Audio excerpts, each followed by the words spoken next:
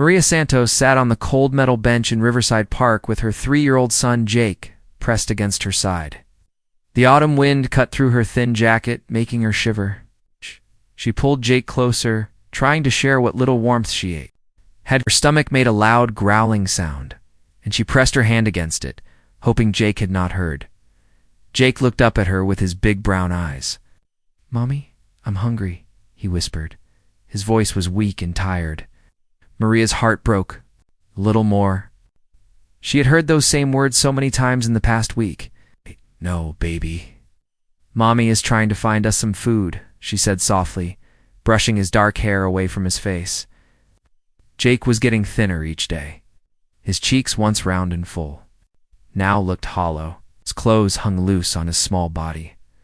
Maria looked around the park. A few people walked by with their dogs or jogged past them. No one looked their way. She wondered if they could see how desperate she was, or if she had become invisible like so many other people in need. 3 weeks ago, Maria had lost her job at Tony's Diner downtown. The owner said business was slow and he could not afford to keep all his workers.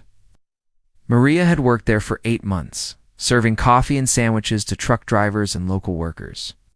The pay was not much, but it was enough to rent a small apartment and buy food for her and Jake. When she lost the job, everything fell apart quickly. She had no savings. Her rent was due, and she had no money to pay it.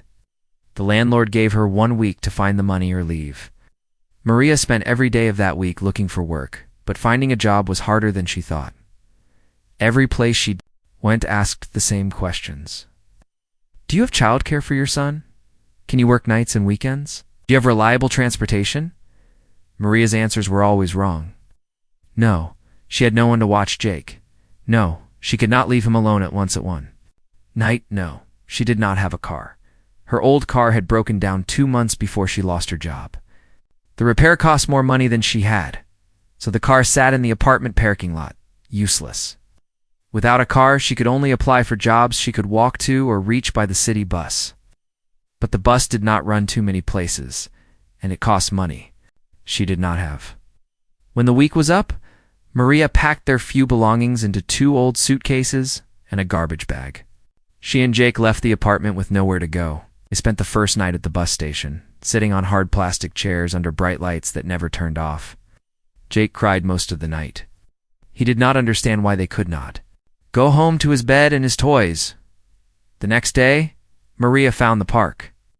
It was quieter than the bus station, and there were trees and grass. Jake could run around a little, even though he was getting weaker from not eating enough.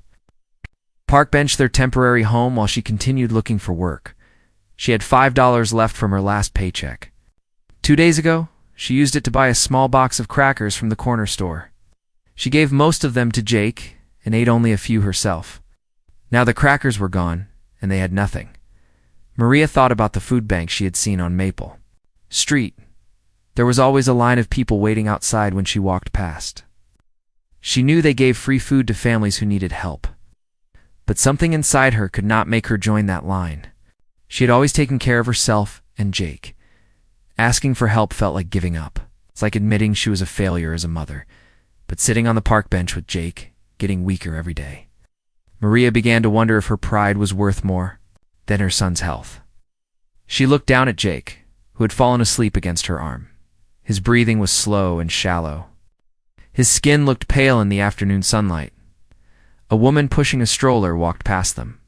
The woman's baby was round and healthy, dressed in a warm coat and hat. The woman carried shopping bags full of groceries. Maria watched them disappear down the path and felt a sharp pain in her chest. That used to be her. She used to be the mother who could provide for her child. Jake stirred and opened his eyes. "Mommy, when can we eat?" he asked. Maria's eyes filled with tears. She wiped them away quickly before Jake could see. "Soon, baby." "Very soon," she said, though she had no idea how she would keep that promise. The sun was starting to set, and the air was getting colder. Maria knew they would have to find somewhere warm to spend the night. The park was not safe after dark. She had learned that the hard way their second night sleeping outside. She helped Jake stand up from the bench. His legs were shaky and he held onto her hand tightly. They walked slowly toward the street, carrying their small bag of belongings. Maria did not know where they would go or what they would do. As they reached the edge of the park, Jake stumbled and almost fell. Maria caught him just in time. "I'm so tired, Mommy," he said. Maria picked him up. Even though her back ached from sleeping on benches and her arms were weak from not eating, Jake felt so light in her arms, lighter than he should be for a 3-year-old boy. "It's going to be okay," she whispered into his hair, though she was not sure she believed it anymore. "Mommy is going to figure this out." But as she walked down the empty street with her son in her arms, Maria felt more lost and hopeless than ever before. She had no money, no job, no home, and no food. Tomorrow she would have to swallow her pride and ask for help, whether she wanted to or not. Jake's life depended on it. The streetlights began to flicker on as mother and son disappeared into the growing darkness. Two small figures carrying all their worldly possessions and searching for a miracle they were not sure would come. Tuesday morning came with dark clouds and cold wind. Maria woke up on the park bench with Jake, curled up beside her, both of them shivering under the thin blanket she had taken from their old apartment. Her back hurt from sleeping on the hard wooden bench, and her stomach felt empty and sore. Jake was still asleep, but his breathing sounded different. It was quick and shallow, like he was having trouble getting enough air. Maria put her hand on his forehead. Felt warm, maybe too. Warm. She was scared he was getting sick. "Jake, baby, wake up," she said softly, shaking his shoulder gently. Jake opened his eyes slowly. They looked glassy and unfocused. "Mommy, I don't feel good," he whispered. Maria's heart started beating faster. Jake was sick, and she had no money for medicine or a doctor. She did not even have money for food to help him get stronger. She felt panic rising in her chest. "We need to find some food today," she said, more to herself than to Jake. "We need to get you better." Sit up, and wrapped the blanket around his shoulders. His little body felt so fragile under her hands. Maria made a decision. Today she would go to the grocery store and ask people for help. She could not let her pride kill her son. They walked slowly to Miller's grocery store on Main Street. It was the biggest store in their small town, and lots of people shopped there. Maria found a spot near the entrance where she could sit with Jake on the concrete. She put their blanket down and helped Jake lie down with his head in her lap. "Mommy, why are we sitting here?" Jake asked in his weak voice. "We're going to ask nice people to help us get some food," Maria said, trying to sound calm. Inside, she felt ashamed and scared, but Jake needed food more than she needed her pride. The first few people who walked past them looked away quickly. Some crossed to the other side of the walkway to avoid them. Maria felt her face get hot with embarrassment, but she stayed. A woman with a shopping cart full of groceries walked by. Maria cleared her throat. "Excuse me, ma'am," Maria said. "Could you help us? My little boy is sick and we haven't eaten in 2 days." The woman stopped and looked down at them, her face. It was not mean, but it was not kind either. "I'm sorry, I don't have any cash," she said quickly and hurried into the store. Maria tried again with the next person, an older man carrying a coffee cup. He shook his head and kept walking. Then a young mother with 2 children walked past. Maria asked her for help too. "I would, but I barely have enough for my own kids," the woman said. She looked sorry, but she did not stop. Maria asked 5 more. Some ignored her completely. Others said no and walked away. One man told her to get a job. Maria wanted to cry, but she kept trying. Jake was getting weaker and she was running out of time. Around 10 o'clock, Maria heard the sound of a truck engine. She looked up and saw an old blue pickup truck pulling into the parking lot. The truck was dusty and had scratches on the sides, like it was used for hard work. The engine made a low, rumbling sound before it stopped. A man got out of the truck. He was tall and had gray hair under a worn cowboy hat. His clothes were simple jeans, boots, and a flannel shirt. He looked like he worked outside a lot. Face was tan and had lines around his eyes from squinting in the sun. The man walked toward the store entrance, but he slowed down when he saw Maria and Jake. He stopped completely and looked at them for a long moment. Maria felt nervous. People got angry when they saw her asking for help, but this man's face was different. His eyes were kind, and he looked worried when he saw Jake lying on the blanket. The man walked over to them slowly, like he did not want to scare them. "Ma'am, are you and your boy all right?" he asked. His voice was deep and gentle. Maria looked up at him. Something about his face made her feel like she could trust him. We're having a hard time," she said quietly. The man took off his hat and held it in his hands. "I'm Ben Clark," he said. "I've got a ranch about 10 miles outside town. I've seen you both here for a few days now when I come to get supplies." Maria felt embarrassed that he had noticed them. "I'm Maria, and this is my son Jake. We're just going through a tough time right now." Ben looked down at Jake, who was trying to sit up. The little boy's eyes were still glassy, and he was breathing hard from the small effort. Ben's face got more serious. "When did you last eat?" Ben asked. Maria's face got red. She did not want to tell him, but Jake answered first. "We had crackers yesterday morning," Jake said in his small voice. "But they're all gone now." Ben's jaw tightened. He looked at Maria with understanding, not judgment, and before the crackers. "Nothing for 3 days," Maria whispered, looking down at her hands. Ben was quiet for a moment. Then he put his hat back on his head. "That's not right," he said firmly. "No child should go without food." He reached into his back pocket and pulled out his wallet. Maria started to shake her head. "I don't want your money," she said quickly. I was hoping someone might have some food or know about a job. ... double quotes. Ben held up his hand. "I'm not giving you money," he said. "I'm buying you and your boy breakfast right now." Before Maria could say anything, Ben walked into the store. She watched him through the big windows as he moved through the aisles. He picked up bread, milk, eggs, cereal, and fruit. He added soup and crackers to his cart. At the deli counter, he bought sandwiches and hot soup. When Ben came back outside, he was carrying several bags. He set them down next to Maria and opened one of them. The smell of hot soup made Maria's stomach growl loudly. "Here," Ben said, handing Jake a container of chicken noodle soup and a plastic spoon. "This should help you feel better." Jake's eyes got wide. He took the soup with shaking hands and started eating it slowly. After a few spoonfuls, some color came back to his face. Ben gave Maria a turkey sandwich and a cup of coffee. "Eat," said simply. Maria wanted to cry from relief and gratitude. The food tasted better than anything she had ever eaten. As she ate, Ben sat down on the concrete next to them. "Oh," he said, "why don't you tell me what happened?" Maria ate her sandwich slowly, trying to make it last. She had not tasted anything so good in weeks. Across from her, Jake was finishing his soup. Already, his face looked better. The hot food was helping him feel stronger.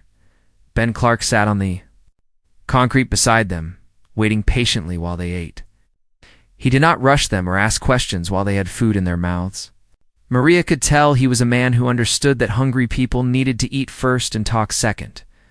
When Jake finished his soup, he looked up at Ben with curious eyes. "Are you a cowboy?" Yes. Ben smiled. It was the first time Maria had seen him smile, and it made his whole face look different, better and warmer. "I guess you could say that," Ben said. "I take care of cows and horses on my ranch. Do you like animals?" Jake nodded. "I like horses. I saw one on TV once. It was big and brown. I've got horses like that," Ben said. "Maybe someday you can see them." Maria finished her sandwich and wiped her mouth with the napkin Ben had given her. She felt human again, like she had some strength back. But she also felt worried. This kind man had bought them food, but what would happen tomorrow, in the day after that? "Thank you," she said to Ben. "You saved our lives today. I don't know how to pay you back." Ben shook his head. "You don't need to pay me back. But I would like to know what brought you here, if you want to tell me." Maria looked at Jake, who was leaning against her shoulder. The food had made him sleepy, but he looked so much better than he had that morning. She decided to trust Ben. "With their story, I lost my job 3 weeks ago," she began. "I worked at Tony's Diner downtown, but the owner said he couldn't afford to keep me. I tried to find another job, but ... Maria stopped. How could she explain how hard it was to find work when you had no one to watch your child and no car to get to job interviews? What kind of work did you do at the diner? Ben asked. I was a waitress, but I also helped in the kitchen when it got busy. I can cook pretty well. My grandmother taught me when I was young. Maria paused. I also kept track of the supplies and helped with the money. The owner said I was good with numbers. Ben nodded thoughtfully. What about before the diner? I worked at different restaurants since Jake was born.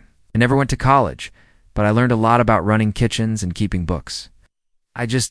I could never find good childcare, so I had to take jobs that would let me bring Jake with me sometimes. And Jake's father? Ben asked gently. Maria's face got tight. He left when Jake was 6 months old. Said he wasn't ready to be a father. I haven't seen him since. Ben was quiet for a moment, thinking. Then he asked, Do you have any family who could help? My parents died in a car accident when I was 19, Maria said. I don't have brothers or sisters, it's just me and Jake. Ben looked at Jake, who had fallen asleep against his mother's side. The little boy's breathing was better now, deeper and more peaceful. Ben seemed to be thinking about something important. Maria, Ben said finally, What if I told you I might have a job for you? Maria's heart jumped. A job? What kind of job? My ranch is getting busy? In 2 weeks, I'm hiring 6 men to help with moving cattle to winter pasture. They'll be working on my land for about 3 months. These men work hard, and they need good food to keep them strong. Maria listened carefully. She was not sure where this was going, but Ben sounded serious. I need someone who can cook 3 meals a day for these workers, Ben continued. Someone who can plan meals, buy groceries, and manage the kitchen. The pay would be $800 a week, plus room and board. Maria's mouth fell open. $800 a week was more money than she had ever made in her life. But I would need someone to watch Jake, she said. Jake would come with you, Ben said. There's a small house on my property where the cook usually stays. It has 2 bedrooms, a kitchen, and a living room. Jake would be safe there, and he could play outside during the day while you work. Maria could not believe what she was hearing. You would let me bring my son to work? My ranch is a good place for kids, Ben said. Lots of space to run around. Animals to see, fresh air. And when the cattle work is done in 3 months, well, we can talk about what comes next. Maria felt tears starting in her eyes. Why would you do this for us? You don't even know us. Ben was quiet for a long moment. He looked out at the parking lot, then back at Maria and Jake. 20 years ago I was married, he said slowly. My wife Linda and I tried to have children for years, but it never happened. She died in an accident 5 years ago. Since then, I've been alone on the ranch with just my workers during busy seasons. He paused and looked at Jake's sleeping face. I guess seeing you and your boy reminded me that families need help sometimes. And maybe I need the help too. That house has been empty for too long and needs people in it. Maria wiped her eyes with the back of her hand. I don't know what to say. Say you'll think about it, Ben said. But don't take too long. Jake needs a warm place to sleep and regular meals. Winter is coming, and sleeping outside will get dangerous. Maria looked down at her son. His cheeks had more color now, but she could still see how thin he was. The thought of him sleeping outside in the cold made her stomach hurt. What would I need to do? She asked. Cook breakfast at 6 in the morning, pack lunches for the workers, and have dinner ready by 7 at night. Keep the kitchen clean and organized. Help me figure out how much food to buy each week. Think you can handle that? Maria nodded. Had done all of those things at the diner just for more people. When would we start? She asked. How about today? Ben said. You and Jake can come out to the ranch this afternoon. I'll show you the house and the kitchen. If you like it, you can move in tomorrow and start learning the job. Maria felt like she was dreaming. This morning she had been begging strangers for food. Now a kind man was offering her a job, a home, and hope for the future. Yes, she said. Quietly, then louder, yes, we'll come with you. I'm down.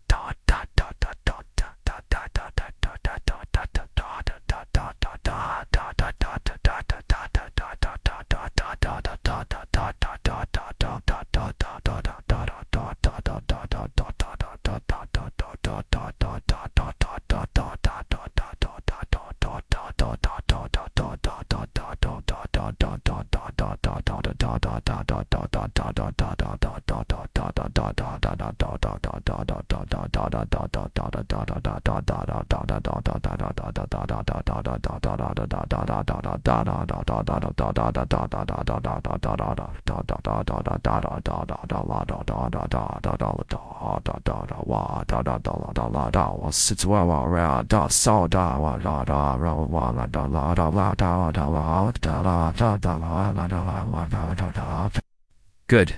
Let's get your things and head to the ranch. Jake can wake up in a real bed tonight. Maria woke up to the sound of roosters crowing outside her window. For a moment, she forgot where she was. Then she remembered she was in the little house on Ben's ranch. This was her first real morning in a real bed in weeks. She looked over at the other bed in the room. Jake was still sleeping, his face peaceful and healthy looking. The dark circles under his eyes were starting to fade. 3 good meals yesterday had already made a difference. Maria got dressed quietly and walked to the kitchen. Through the window, she could see the sun coming up over the fields. In the distance, she saw cattle moving slowly across the pasture. It was beautiful and peaceful, so different from the noise and concrete of town. Ben had told her to start breakfast at 6 o'clock. The ranch hands would be hungry after their morning chores. Maria looked at the big kitchen with its long counter, large stove, and huge refrigerator. It was much bigger than any kitchen she had worked in before. She opened the refrigerator and found eggs, bacon, bread, and milk. Ben had bought plenty of food for her first day. Maria started cooking, making scrambled eggs and bacon for 8 people. She made toast and coffee too. The smell of breakfast filled the kitchen and made her feel proud. At 6:15, she heard boots stomping on the porch. The ranch hands came in for breakfast, all of them hungry and ready to eat. They were nice men who said thank you and complimented her cooking. One of them, an older man named Pete, told her it was the best breakfast he had eaten in months. After the men left for work, Maria cleaned the kitchen and started thinking about lunch. She made sandwiches with meat and cheese, added apples and cookies, and packed everything in brown bags. When Ben came in at noon, she had lunch ready for all the workers. "This looks great," Ben said, picking up one of the lunch bags. "The men are already talking about how good breakfast was." Maria felt warm inside. She had forgotten how good it felt to do work she was proud of. In the afternoon, while Jake napped, Maria started dinner. She made a big pot of beef stew with vegetables and baked fresh bread. The kitchen smelled wonderful. When Jake woke up, he wandered into the kitchen and climbed onto a chair to watch her cook. "It smells good, Mommy," he said. "Thank you, baby. Are you feeling better today?" Jake nodded. "Can I go see the horses?" "We'll ask Ben when he comes in for dinner," Maria said. That evening, Ben came to the kitchen with dirt on his clothes and a tired but happy look on his face. "Something smells amazing in here," he said. "I made beef stew and bread," Maria said, feeling nervous. "I hope it's good." Ben tasted the stew and closed his eyes. "Maria, this is incredible. Where did you learn to cook like this?" "My grandmother taught me," she said. "Cooking with love makes food taste better." She was right, Ben said. After dinner, Ben kept his promise to Jake. He took them both outside to see the horses. Jake's eyes got wide when he saw the big animals up close.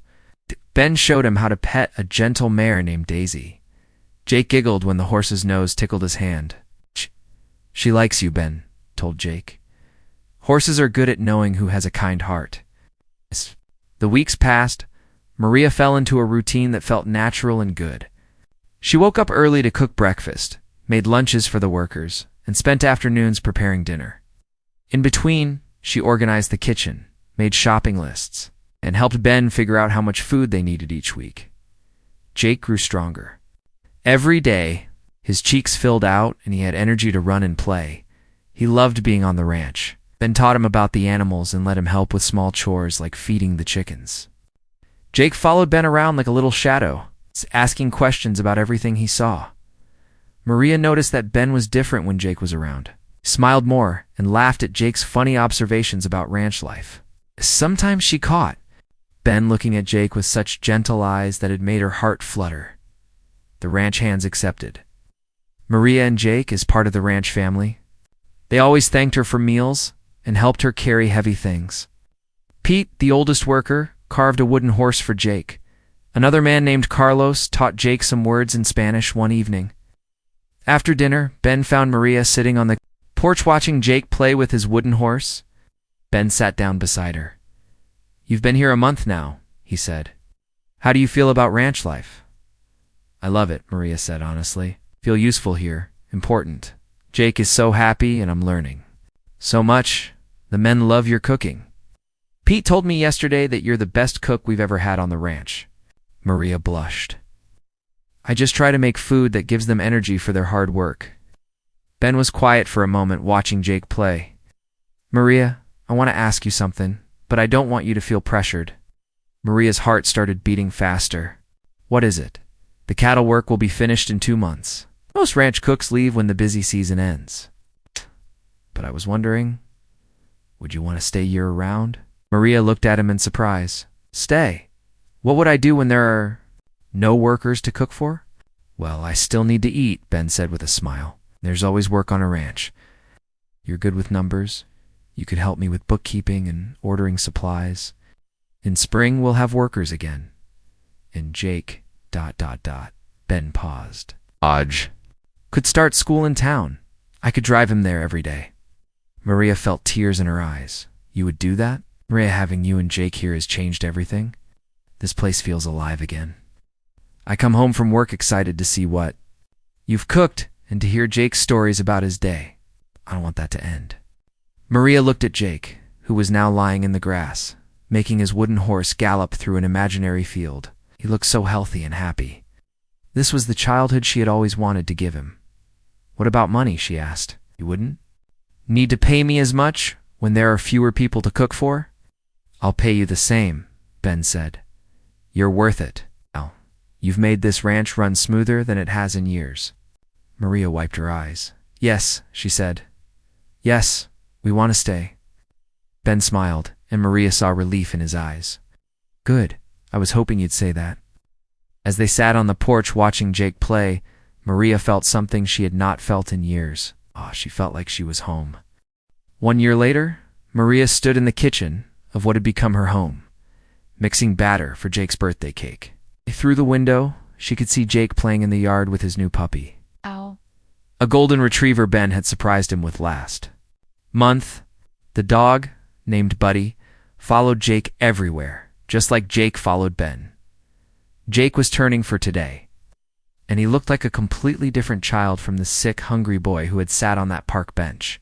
His cheeks were round and pink, his eyes bright with energy. He had grown 3 inches and gained 15 pounds. Most importantly, he laughed every day.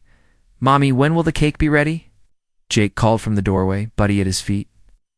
About an hour, birthday boy, Maria said, smiling at her son. Why don't you go find Ben? He has a special surprise for you. Jake's eyes lit up. Really? What kind of surprise? You'll have to ask him, Maria said, trying to keep the secret. She knew Ben was in the barn, getting Jake's birthday present ready. Jake ran outside with Buddy chasing after him. Maria watched them go, her heart full of happiness. This was the life she had dreamed of giving Jake, but never thought would be possible. The past year had been the best of Maria's life. She now managed all the ranch's paperwork, ordered supplies, and even helped Ben make decisions about the business. Ben had taught her how to use a computer, and she had taken online classes to learn more about accounting and business management. The ranch was doing better than ever. Maria's careful planning had saved Ben thousands of dollars on food costs. Her organized record-keeping helped him see which parts of his business made the most money. Together, they had made the ranch more successful than it had been in years. But more than the business success, Maria had found something she'd never expected to find. She had found a partner in Ben, someone who supported her dreams and helped her become stronger. And Jake had found something he had never had, a father figure who loved him like his own son. Maria put the cake in the oven and walked outside. To find Ben and Jake, she heard laughter coming from the barn and followed the sound. Inside, she found Ben teaching Jake how to brush a small pony. This is Star, Ben was saying to Jake. She's very gentle, and she loves children. Jake looked up at Ben with wide eyes. Is she really mine? She's really yours, Ben said. But you have to promise to take care of her every day. Can you do that? Yes, I promise, Jake said, throwing his arms around Ben's waist. Maria watched Ben hug Jake back, and she felt her heart swell with love. Over the past year, she had watched Ben become the father Jake had never had. Ben taught Jake how to ride horses, how to feed cattle, and how to be responsible for animals. But more than that, Ben gave Jake the security and love every child needed. "Maria, come see," Jake called when he noticed her watching. Ben gave me my own pony. Maria walked over and petted the small brown and white pony.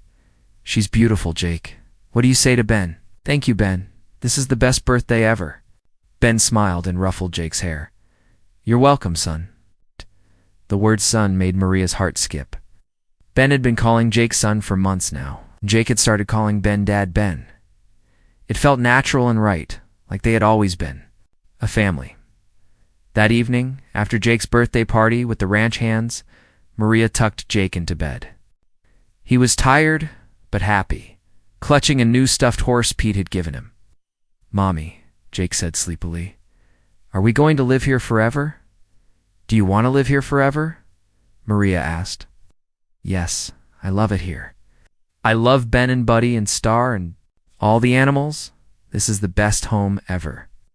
Maria kissed his forehead. "I love it here too, baby. Sleep tight." She turned off the light and walked to the kitchen, where Ben was washing the last of the birthday dishes. Without thinking, she picked up a towel and started drying them.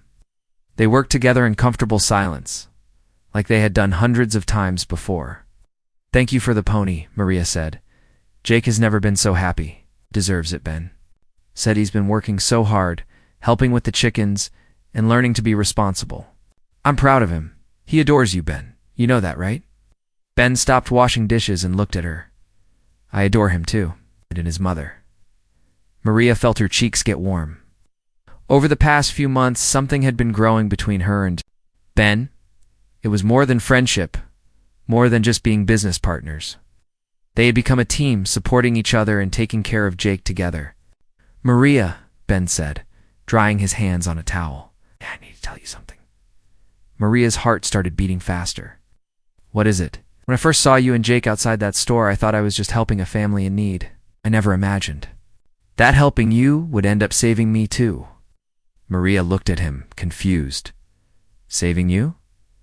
"I was lonely, Maria, really lonely. This ranch felt empty, and I felt like my life didn't have much purpose anymore. But having you and Jake here, it's given me a reason to come home every day. You've both brought joy back into my life."